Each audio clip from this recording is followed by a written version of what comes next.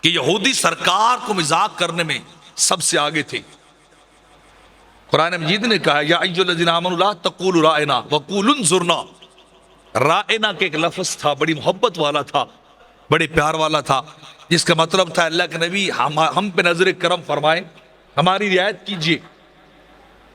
کوئی بات سمجھنی ہوتی، کوئی مسئلہ پوچھنا ہوتا تو بڑے ادب سے مسلمان جاتے اور کہتے رائنا، یا رسول اللہ یہ مسئلہ دوبارہ سمجھا دیجئے، ایک بار اور کرم فرمائیے، بات سمجھ آ جائے۔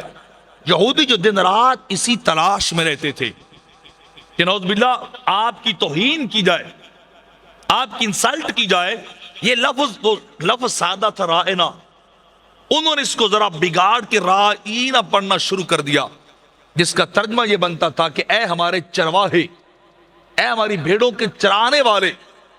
یہ مفہوم جو جا کے بنتا تھا، سرکار کی توہین کرتے تھے۔ اللہ نے منع کر دیا، فرمایا رائنا نہ بولو، تم محبت سے بولتے ہو، دشمن میرے محبوب کی توہین کرنا چاہتے ہیں، وہ کلمہ ہی چھوڑو جس کلمے سے مصطفیٰ کی بے ادبی ظاہر ہوتی ہو، کلمہ وہ بولو جس میں ادب بھی آ جاتا ہو، مصطفیٰ کا عشق بھی آ جاتا ہو، جس میں ادب بھی مصطفیٰ بھی ہو۔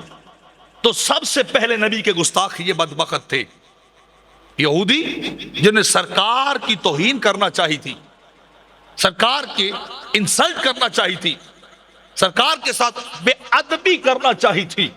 تو جو نبی کا بے ادب ہو، خدا اس کے قریب کسی کو نہ جانے دیتا ہے، نہ اسے اپنے قریب آنے دیتا ہے۔ فرمایا تمہارے نبی کے گستاخ ہیں، ان سے دوستی لگا کے پھرتے ہو۔ آج کوئی ایمبیسی کھول رہا ہے ملک، آج کوئی جناب ان سے تعلقات کو بڑھا رہا ہے، آج ان کے سینیگوگ کھولے جا رہے ہیں یو اے ای کے اندر، آج کوئی کہاں جو ہے وہ بیٹھ کے ان کے اجازت دے رہا ہے، ان سے تعلق بڑھا رہے ہیں۔ تو خود سمجھیے کامیاب کیسے ہو سکتے جب خدا کہہ رہا ہے دوستی نہیں کرنی ہے، مسلمان ان کے سفارت خانے کھول رہے ہیں، مسلمان ان کو اپنے وزٹ کے لیے بلا رہے ہیں۔